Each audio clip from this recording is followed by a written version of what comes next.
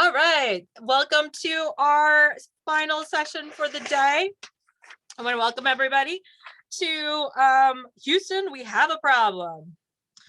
Today's speakers will be Mary Yager, is joining us from Humanities Nebraska. Mary's works with grant applicants and recipients, manages the Speakers Bureau and the Museum on Main Street programs, as well as helps bring in those great Smithsonian traveling exhibits to small museums across Nebraska, and oversees the finances for the organization.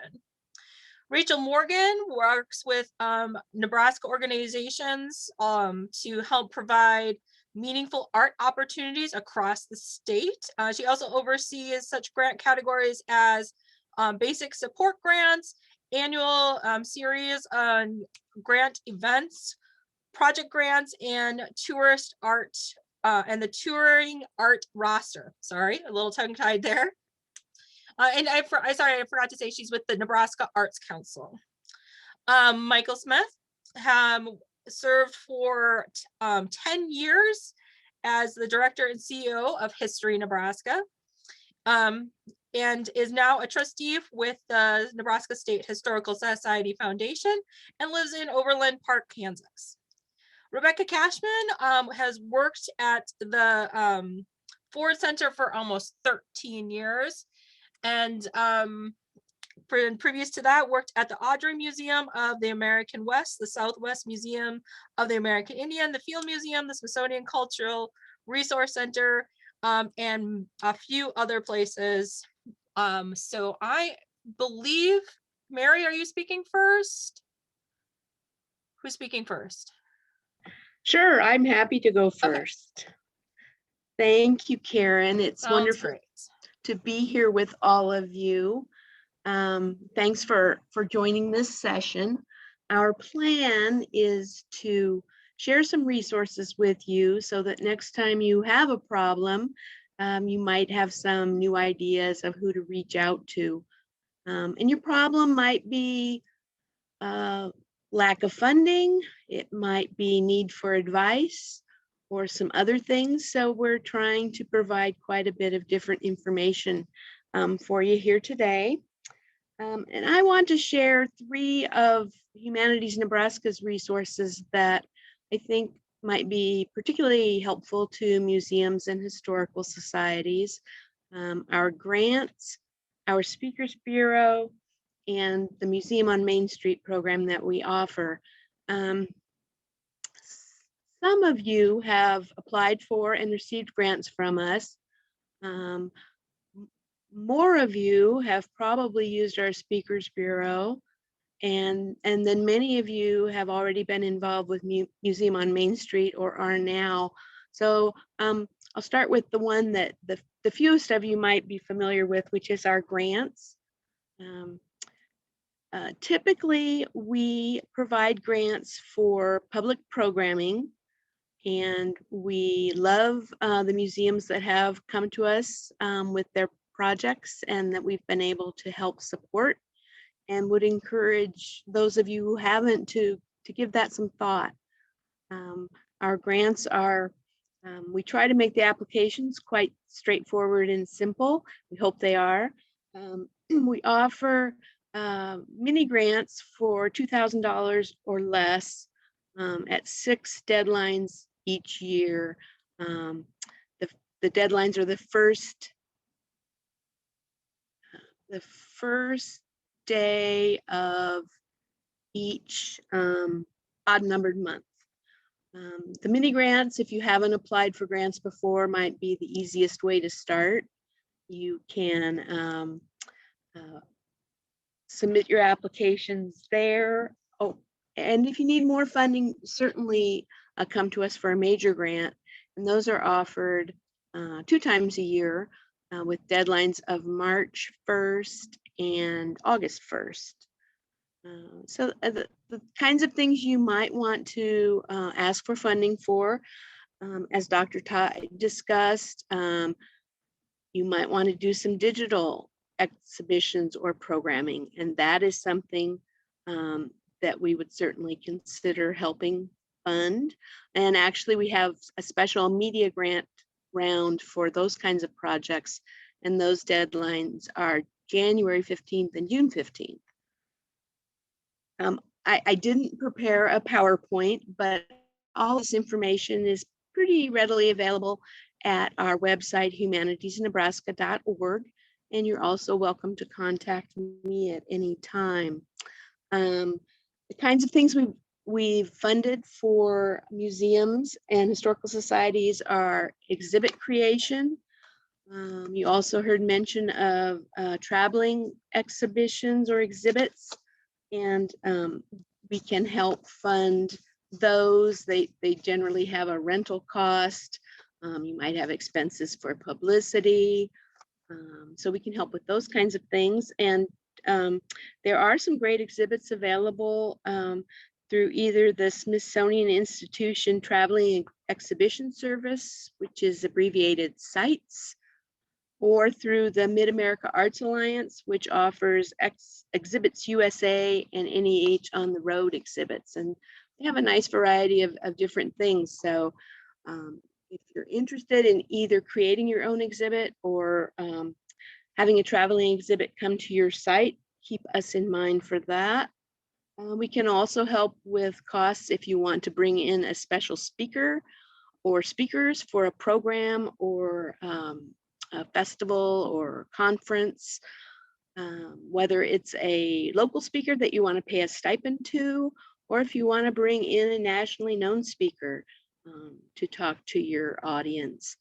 We can help with honorarium and travel costs and publicity and other expenses that you might have associated with your special programming. We do, with our grants, we require a one-to-one match. So basically, Humanities Nebraska can only pay up to half the total project cost. But your match can be, for mini grant, your match can be 100% in kind, which would be things like volunteer time or donated resources. For a major grant, we do require that at least 10% be cash match, but the rest can be in-kind match. And as I know all of you probably experience, volunteer time is a big part of how you exist and how you offer your programs, and that can go a long way toward meeting match for a grant. We are happy to consult with you if you have a project that you think you might like to apply for a grant for. We can help guide you in terms of if it's something that we can fund, and also what kinds of expenses related to the project that we're able to fund. So it's always good to give us a call or shoot us an email first and let us know what you're thinking about. It saves, it probably wouldn't apply to you folks because you're in the history world, and that's one of our primary humanities areas. But sometimes we'll get applications from other organizations that don't quite understand what we do and what we fund, and we can save them time in not writing an application if it's something that we really can't fund. But I'll also mention our Speakers Bureau, and we do have quite a few new speakers, and you'll find them on our website. One thing that we added during the pandemic is we started, some of our speakers started offering virtual programs.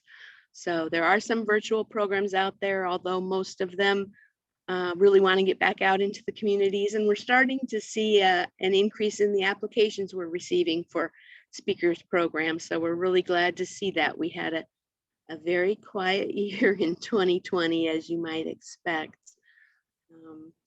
With the Speakers Bureau, if you're not familiar with it, there is a modest application fee. It's typically $50. A few of our speakers we charge $75 for. And then Humanities Nebraska pays the speakers their honorarium and mileage. So you can get a great speaker. We audition all of our speakers, and we get very good reports back from people who book our speakers, that they've been very successful and provided an excellent experience for their audience. So I think you'll always be pleased with a speaker that you get through us. You can do a paper application or an online application. We ask that they be submitted at least 30 days before the program event, and that you set the date and time with the speaker yourself. We do allow 2 applications per calendar year, and one of the application forms allows for multiple speakers. So if you wanted to have a series of speakers, we've had museums and several libraries that do monthly speaker series, so they'll end up booking 6 speakers through our organization. If you're interested in a speaker that's not in our Speakers Bureau, then you'd want to apply to us for a mini grant. It's a separate application process, but we're happy to help fund other speakers who aren't in our Speakers Bureau as well. The last thing I will mention is Museum on Main Street. And as Karen mentioned, that's a program that lets Humanities Nebraska bring a Smithsonian traveling exhibit to small, generally rural museums across the state. And the exhibition that we'll be having next is called Crossroads: Change in Rural America. And the sites were already selected for that tour in 2019. And it will run from fall of 2021 through summer of 2022. But we're very likely to bring another exhibit in a year or two after that. And we always do a call for communities and organizations that would like to participate. So watch your newsletters that come from us, or the e-blast that we send out, and we'll send information about that. And that's I think a great resource for museums, because you get the exhibit for about 6 weeks. You also receive $2,000 to help fund programming and other things associated, publicity and other things associated with bringing the exhibit to your community,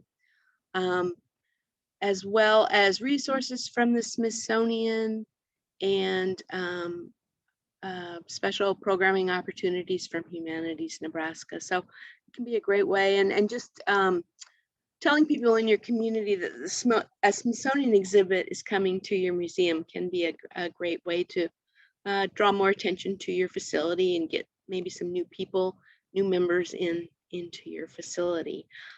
Those are the 3 programs that I would recommend to you as things that we can do to help provide funding and other resources in your work.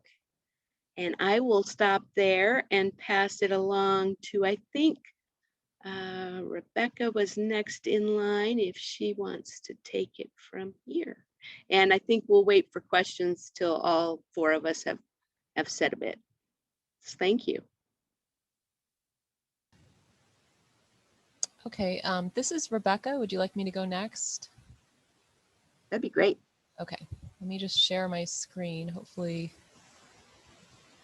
let's see here.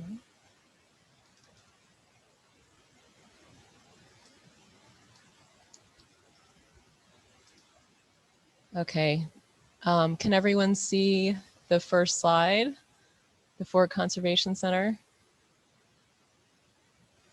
Hopefully.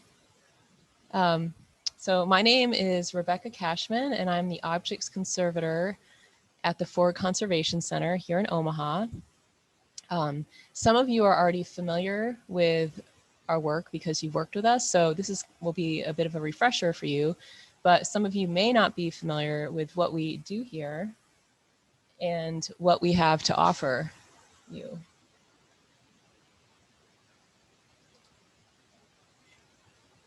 Okay, one moment, please.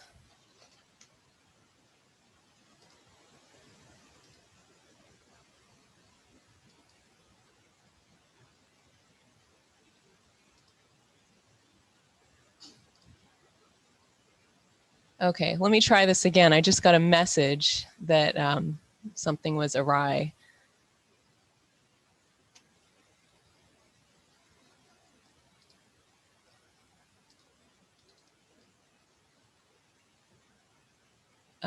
Can I get some feedback about where I am in this presentation?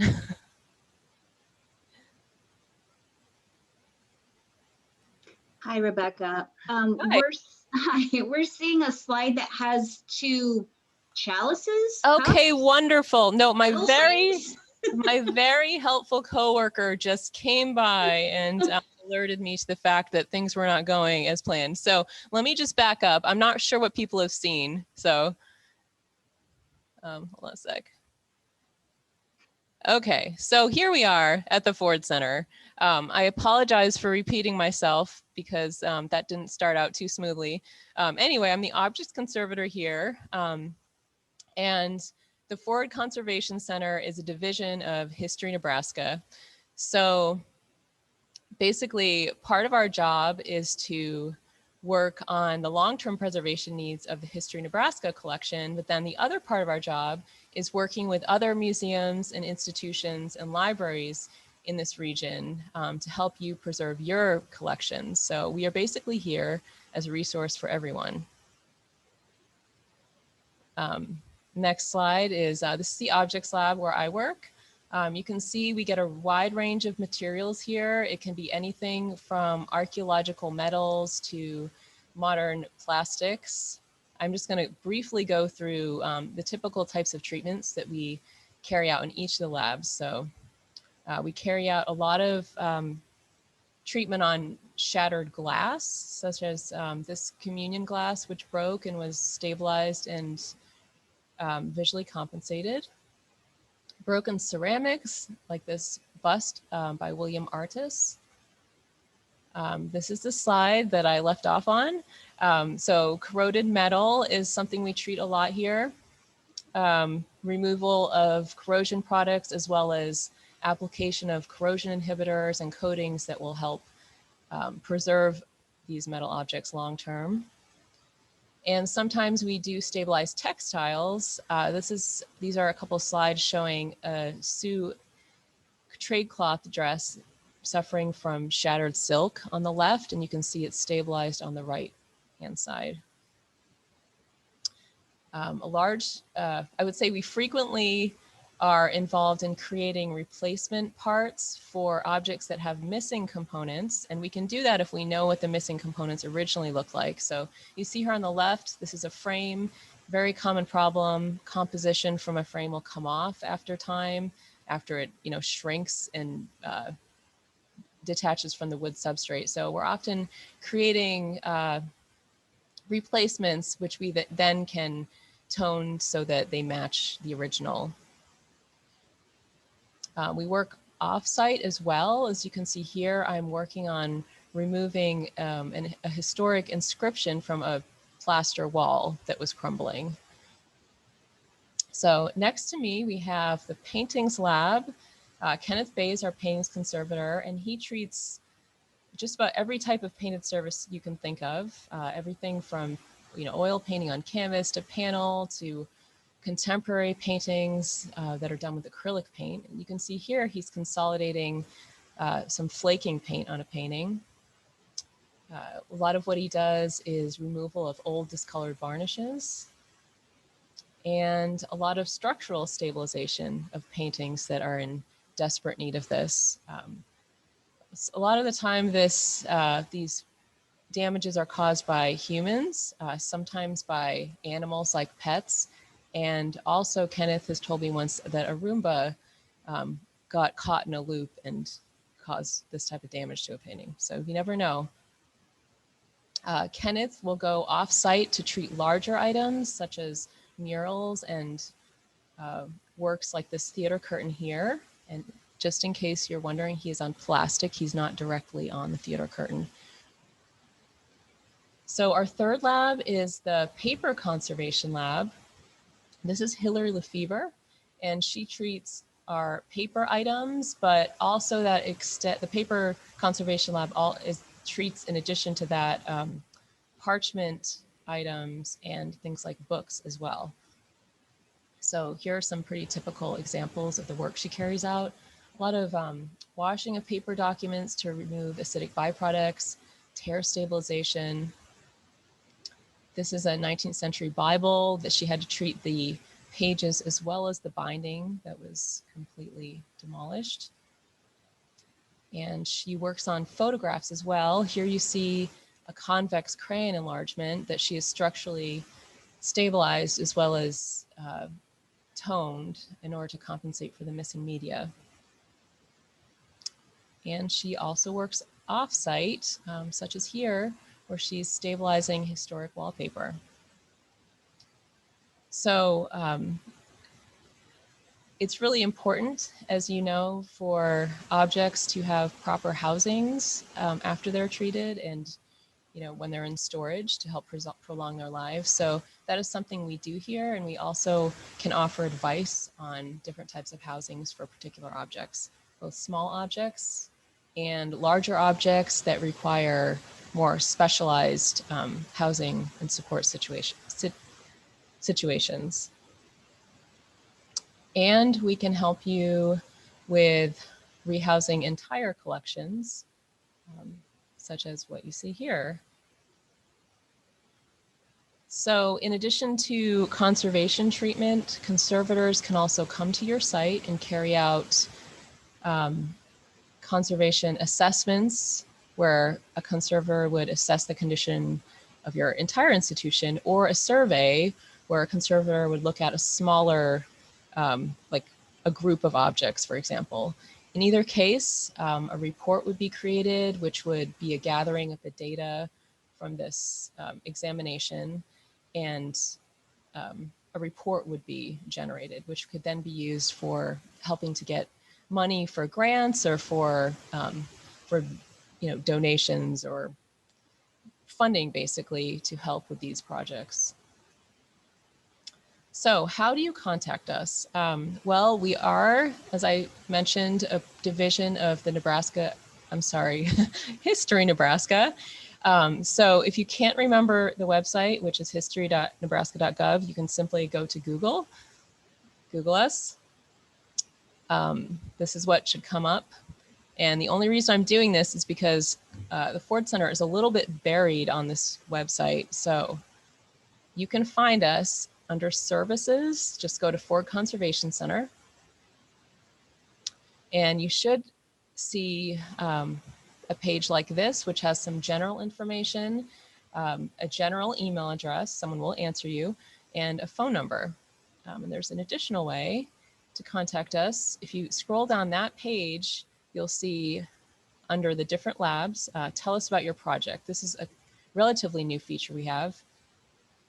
So you'll click on that and you can fill out this form. You fill out your name and the type of project you have, and you can upload images. That is very helpful to us so that when we do talk to you, we'll have a better idea of what you're talking about. And often we can see things in those images that no one might have thought are an issue.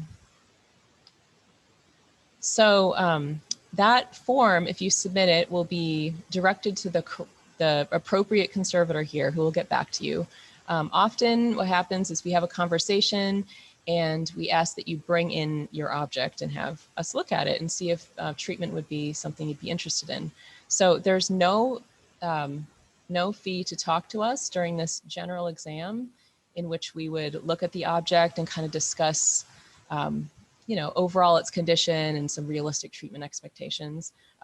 If you do want to pursue conservation treatment, however, you'll need to leave it here for a more thorough examination, as well as a complete a proposal and an estimate. And there is a fee for that. However, you can use these examination proposals to help in your fundraising efforts, often to get funding for the treatment of these objects. So there's one more thing I would like to draw your attention to. On the History Nebraska website, under Tell Us About Your Project, there in the left-hand corner, you'll see preservation resources, and I've circled it here. This has over 40 different pamphlets that cover a wide range of materials and problems that might be relevant to your museum. So these are just some of them here, and you can download them and you can print them out. You can read through them, and in reading through them, you might actually realize that you don't need a conservator for your project, even though of course we'd love to hear from you, but there are actually a lot of things that you can do yourself too, and that type of information is in here. So I'm going to keep this short, but the last thing I want to say is that please remember we are here for you. If you have any questions, we're here for you to support you. Thank you.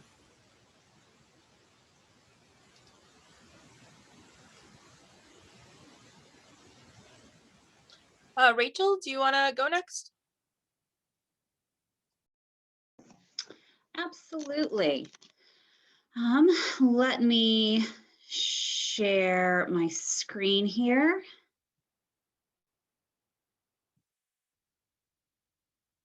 And if it'll let me.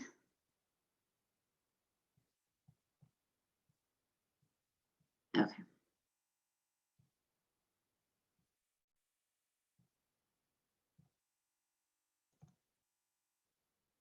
Yay. Okay. So hello, everyone. My name is Rachel Morgan. I am a program specialist with the Nebraska Arts Council. I'm going to go through probably quite a few things. So if you have questions later on, feel free to contact me. My email and phone is right there. All of our staff are still working from home. So really email is the best way to get a hold of us. But we have these really fancy new phones that you leave us a voicemail and it pops it into our email. And so that is fantastic. So you can still get a hold of us, but email is the best way. The Nebraska Arts Council, in case you don't know about us, we're a state agency that promotes, cultivates, and sustains the arts for the people of Nebraska. We get our funding from 3 different sources. We get state funds from the state legislature. We get federal funds from the National Endowment for the Arts, and then we also have a public-private partnership with the Nebraska Cultural Endowment. We have a 15-member board that represents the state, so board members from all across the state, and we have a fairly small staff of 10 people. And we rely a lot on volunteer panelists and other resources because of that small staff. The resources that I want to talk about, I've kind of divided them up into 2 different areas. One is administrative and the other is more geared for general public. Administrative resources, these are all things that came about, honestly, due to COVID. The pandemic really made us take a look at things that we can provide. The great thing about Zoom is that you can get together with people from across the state, across the country, wherever. So the first series is called our Water Cooler series. It's geared towards nonprofit administrators. We get together once a month.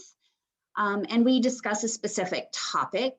I try really hard to have presenters, one from a rural setting, so greater Nebraska, and then one from a more urban setting, either Lincoln or Omaha, so that it gives us different perspectives. And we've talked about things such as fundraising during the pandemic, virtual programming, DEI work. Next week, we have a session coming up on programming that's done outdoors. And so how do you do that? And then Winding Down is a series that was created because we knew not all nonprofits are going to make it through the pandemic. As uncomfortable as a topic as that is, we also wanted organizations to be able to have educated conversations with both their board So within their organization and with their community. So this series talks about 3 different levels, whether you decide to go dormant and maybe just wait everything out. It talks about merging. Maybe there is another organization in your community that does slightly the same thing and you want to merge. And then it also talks about closing down. There's 3 different sessions to the series. And so one is about having those discussions and starting those discussions. The second one is about legal and financial steps that you need to take. And then the third one is called Leaving a Legacy. And so we brought in an archivist and then someone to talk about how to communicate that with your community and the public.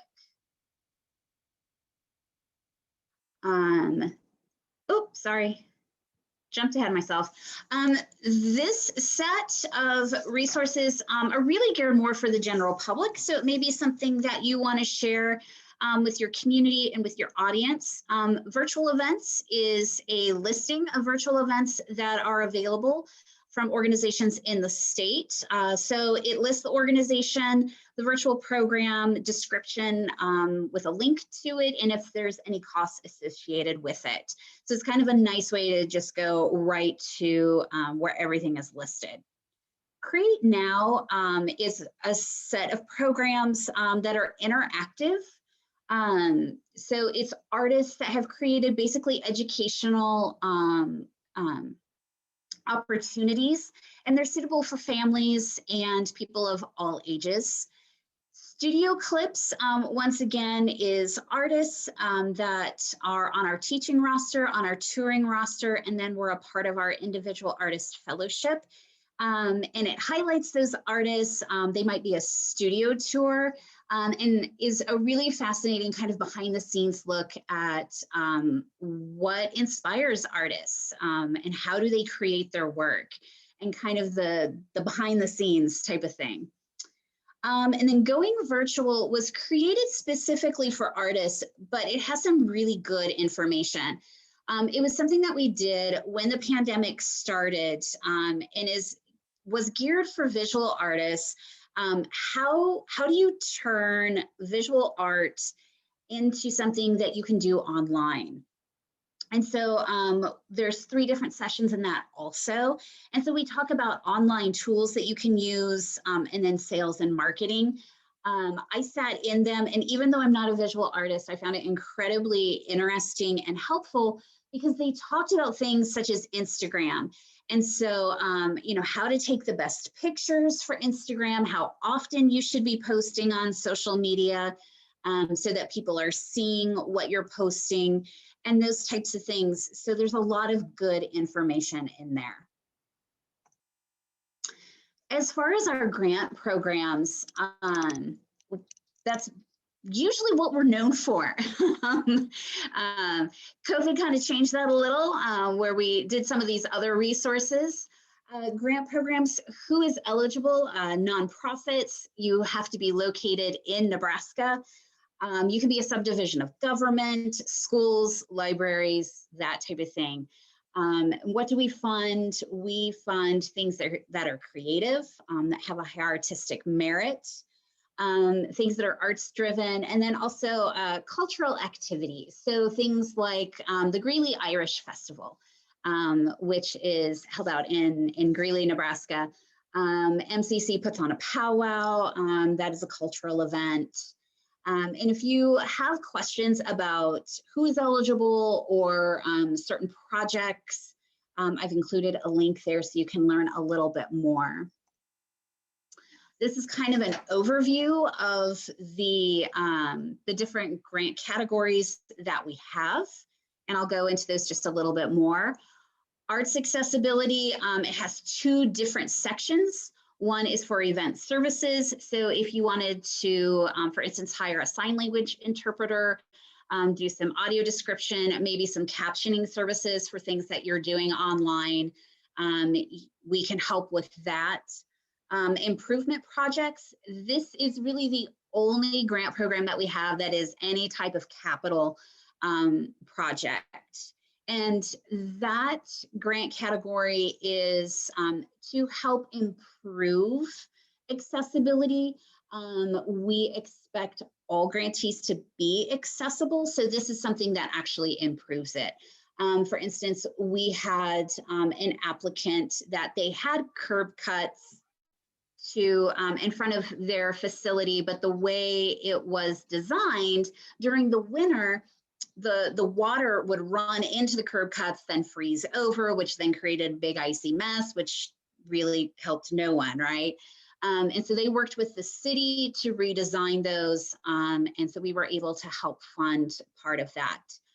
I'm going to listed on all of these slides is the deadline and the grant request, the maximums, so that you have it there. But I won't read it to you because it's all on the slide.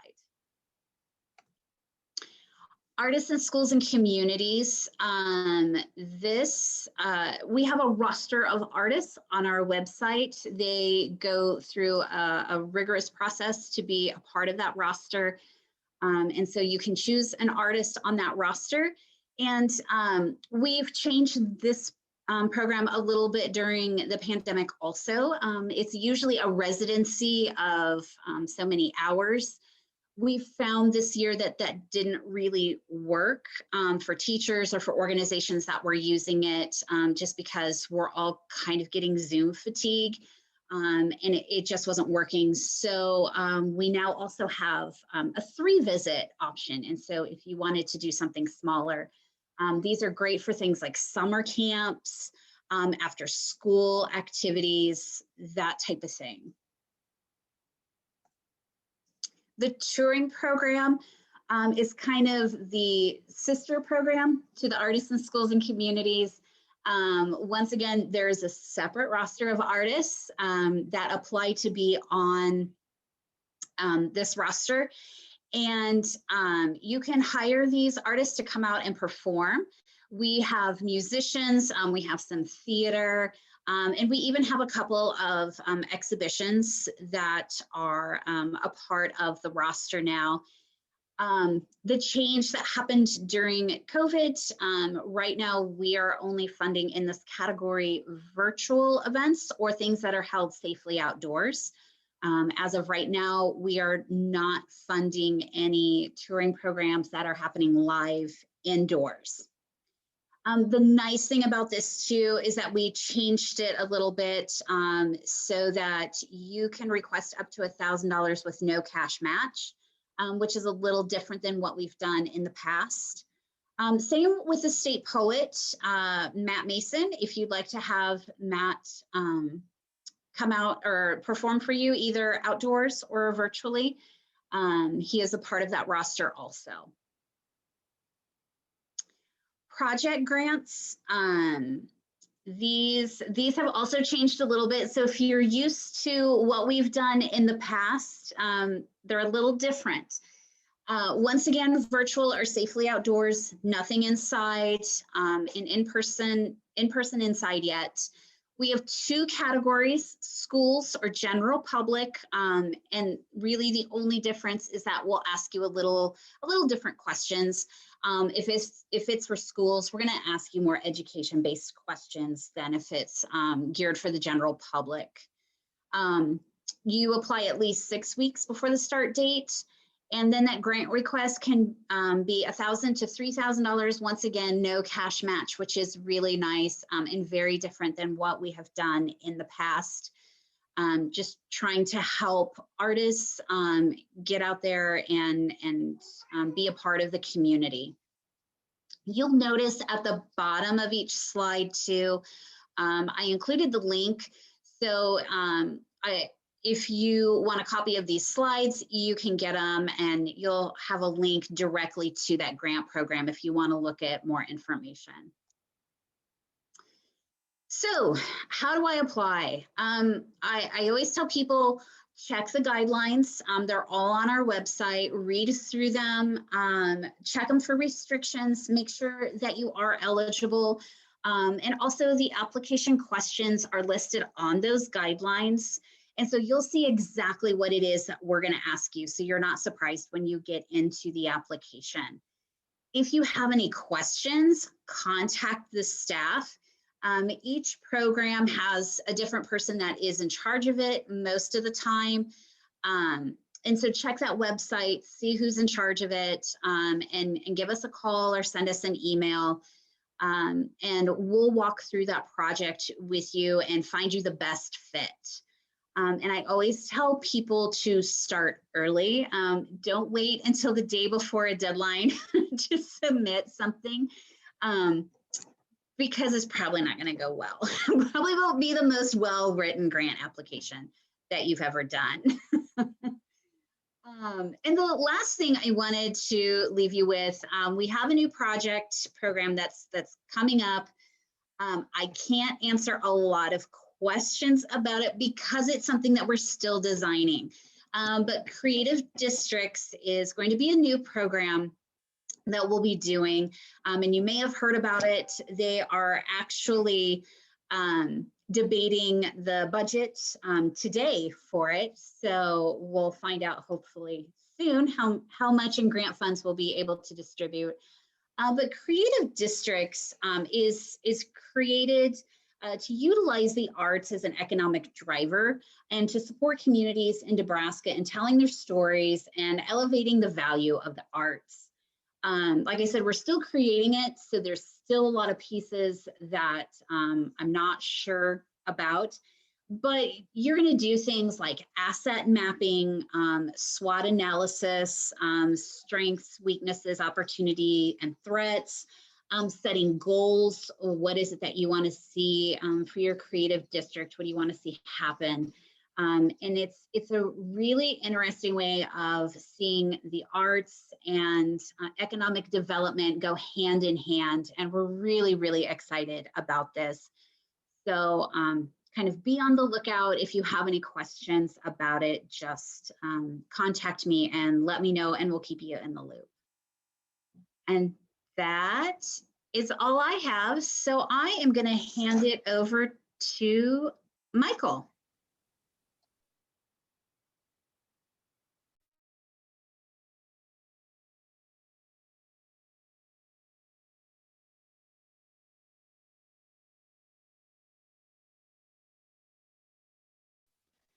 Well, hello, can you hear me out there? I still have Rachel up on my screen. Nope, we can see you now. All right. We can hear you. You can hear me, good. Why my video is not working here? Nope, your video is working. It is working? Yes. Karen, can you put that screen sharing up? Yeah, just 1 second. April, can you make me either host again or co-host? I accidentally made you host instead of co-host. Yeah, give me just 1 second here. Sorry about that. I was trying to make you co-host and I clicked the wrong thing. No. And now I can't do anything. So I apologize.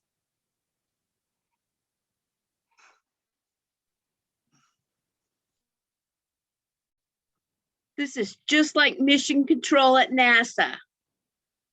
Well, we are talking about Houston. We have problems. All right, Karen, you should have co-host abilities now. Thank you. All right, let me get that out of the way. Okay. Now you should be seeing the sheet that you sent me. Okay, well, all I can see is the logo, so I'll go ahead and talk anyway, as long as people can hear me. Well, good afternoon. Delighted to be joining you today.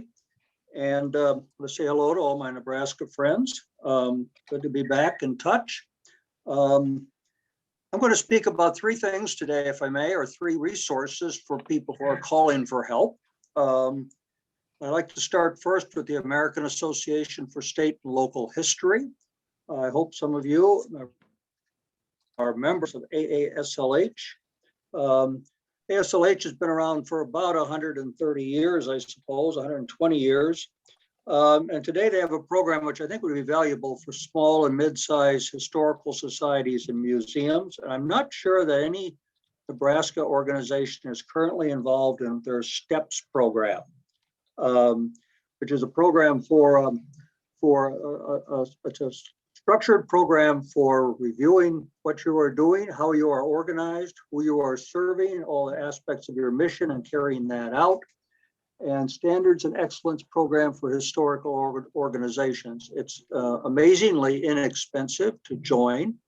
It's amazingly valuable for helping you develop organized, structured ways of improving whatever you need to improve in your organization, whether that be your governance, whether that be staffing, whether that be internal relations, or how you're caring for your collections, or what you're collecting for that matter, and for the exhibits and the educational programs you are pursuing. So I would encourage any historical organization out there that may be tuned in to look to AASLH and look into their STEPS program. And it's very easy to access. Go to aaslh.org and follow the links. And I think you'll find something there that may be very valuable to you. Calling to Houston or other places for help is something that we're all used to doing, I think, in the museum profession. I was just to say, when I worked in New England, you could get a lot of help simply by having coffee with your neighboring museum, which might be 5 miles down the road or 20 minutes in another direction. We were all very close together in New England. We moved out to Nebraska, of course. Some of us are close together, we're close together, but many are scattered far and near. And it's not so easy to have coffee and complain about whatever you want to complain about, or find ways to do better or make progress. So the Mountain Plains Museums Association is another resource for museums, not only history, but art, all natural history, all museums. And I hope you are members or will become members of the MPMA. Our headquarters today is with our executive director, Justin Jakovic, who is in Colorado Springs, Colorado. And look for the conference, the MPMA conference this fall, which will be held in Sioux Falls, South Dakota, October 3 through 8. And the current leadership is determined to have an in-person live conference. I hope to be there, and I hope to see some of you there. Particularly in terms of MPMA, I would like to talk about their Retired Museum Professionals program, which is being coordinated at the present time by Steve Friesen, who you'll hear from tomorrow morning on subjects that and otherwise. But the Retired Museums Professional program is designed to connect your problem and your issues with a retired museum professional, myself perhaps, or many others around who've been involved with MPMA in ways that perhaps we can be helpful to you. By a chat, by a telephone call, by an exchange of emails, or perhaps by an on-site visit. There's no major cost for this. I worked a couple of years ago with a museum that was trying to organize itself in terms of its advocacy. I think it was the county commissioners, and how to best organize for raising the profile of that institution and obviously acquiring more funds from the county. So this is something that you should be aware of. Calling to Houston for help may produce a retired museum professional who probably has 20 to 40 years of experience, who can work with you remotely and on site if necessary, to be of assistance and maybe open some doors and create some new ideas as to how go about addressing whatever concerns that you have at your institution at the present time. So those are two resources: one national, AASLH, particularly its STEPS program for historical organizations, and the Mountain Plains Museums Association with its Retired Museum Professional program for all museums. And I hope that you'll jot down these contacts. Simply you can find these contacts by going to the basic websites, aaslh.org or mpma.net, or talk to Steve about it as you contact with him over the next day. The third program I want to mention is a program that, like some of the others we've heard about this afternoon, actually has some money with it. And that's the Nebraska State Historical Society Foundation statewide grants program. And these are grants that it's a new program this year. The Nebraska State Historical Society Foundation goes back to 1942, it's getting on 100 years old, 1942. And for most of its career has been involved with raising dollars to support what is now History Nebraska. And it will continue to do that. It raised the dollars that built the new visitor center at Chimney Rock, for example, that opened just this spring. And it will continue to work with History Nebraska, but it's also branching out to try to be of help to museums, historical organizations, libraries across the state. Doing that through what we've designated as a statewide grants program. It's a new grants program. It's this year. It's just came online this year. I've given you Leslie's contact information there, or you can Google Nebraska State Historical Society Foundation.org and look at that program. It's offering grants up to $5,000. These are non-matching grants. And I think they're going to go primarily, and my guessing is, there's a deadline is still open. It's open until the end of April of this year. So we haven't seen yet, and won't see till early this summer what the initial grants will fund. But I would suspect they're going to fund areas of collections management, education, exhibits, and public contact. As I said, grants are available up to $5,000. I'm not sure all grants will be made in that amount this year, because the foundation itself is actually raising money as we're going forward to support this program. As I said, it's a new program. It's one that I'm very enthused about because as we know, funding museums in Nebraska, funding historical societies in Nebraska, funding programs of cultural and humanities interests in Nebraska is always a challenge. And we've had really good support from Humanities Nebraska and from the Arts Council, and we've heard from both of those this afternoon. And I'm glad that the Nebraska State Historical Society Foundation is getting into the game, if you will, and has a program now to add another funding source, which I hope will grow and I expect will grow in future years, to provide additional grants for the services that you, local museums, regional museums provide. So don't overlook this new source of funding. Again, Nebraska State Historical Society Foundation. The grant application is very straightforward. As I said, they're accepting these applications now through the end of April. And it's a good program that I'm sure will grow in the future. So we want to get it off to a good start this year with some very excellent grants or excellent programs that will get good feedback on as we go forward. So those are the three sources of help as you're feeling, as we all have when we're in museums, feeling, what do I do about this? Or who can I talk to? Or how can I get some assistance? Or where can I find a few dollars? These are, I think, three programs offering different kinds of programs, but they're all offer that one thing that we're talking about this afternoon, that's HELP, help. So with that, I'll conclude, and hopefully Karen will have time for some questions.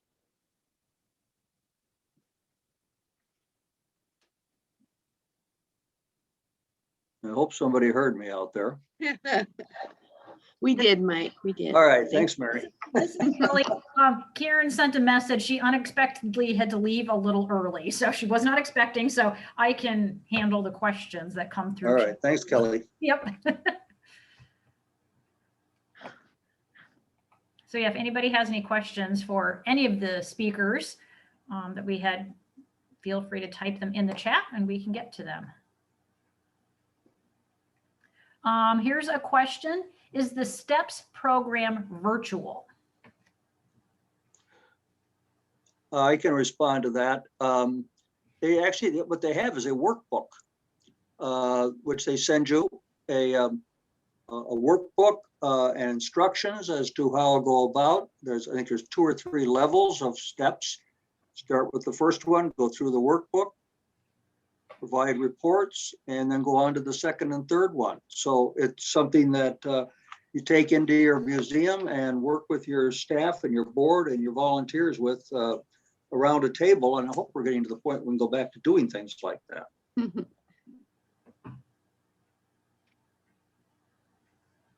While we're waiting for another question, I'll just mention that it's great to hear about the Nebraska State Historical Society Foundation grants that are coming up new.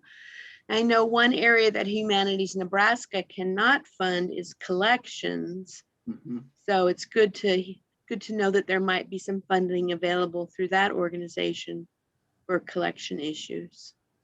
It's a good point, Mary. And as we started talking about that program about a year ago, that was something I really thought was important, to provide opportunities, whether it be a conserve an important piece, whether it maybe is to provide shelving or for better storage of the collections. Maybe it's to bring somebody in to help you decide what you should keep and what you should de-accession, or maybe just somebody to fund a small group of people around a series of meetings to figure out what do we collect now? Are we collecting things from the COVID, or what is important to bring into our institutions at this time? I thought there was a question there. Yep, there is a question that has come through here. It says it's from Karen Kier, but it's from somebody else who's not Karen. Is there any particular area where there might be funding for the digitization of local newspapers?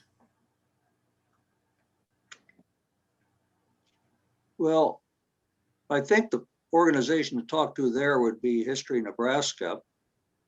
I'm not sure where they stand at the present time or digitization of the newspapers. When I was there 5 years ago, we were microfilming the newspapers across the state. Obviously, a digitized collection is much more useful. So, but I think you might want to talk to the archivist at History Nebraska. Kelly may know more about that. Right. Yeah. I mean, I can say a little bit that, yes, I know that we are working on digitizing newspapers. I'm not sure where they are and, how they're, it's obviously going to take quite some time to get it all done because there's a lot of newspapers that have been published across the state, thinking historical newspapers too that aren't even published anymore, but they are working on that. So I would maybe contact our reference room. They would probably, they would have the most up-to-date information on where we are in the digitization process.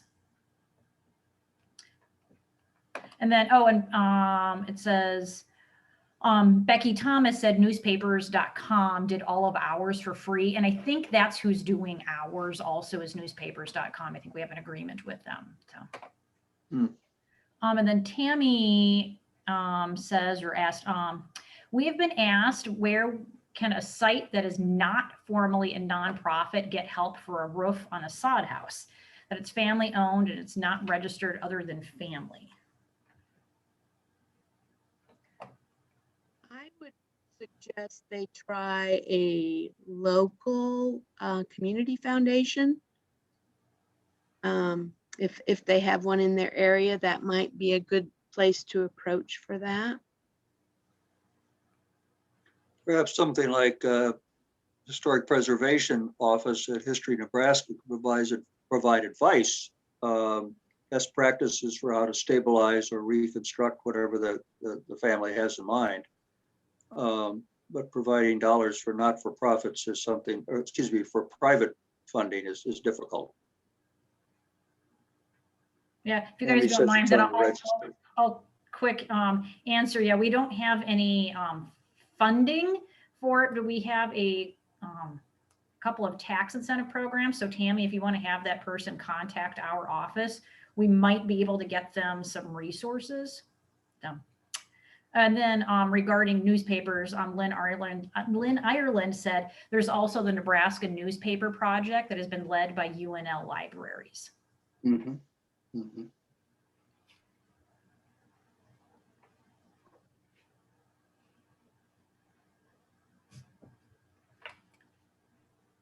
So anybody else have any questions?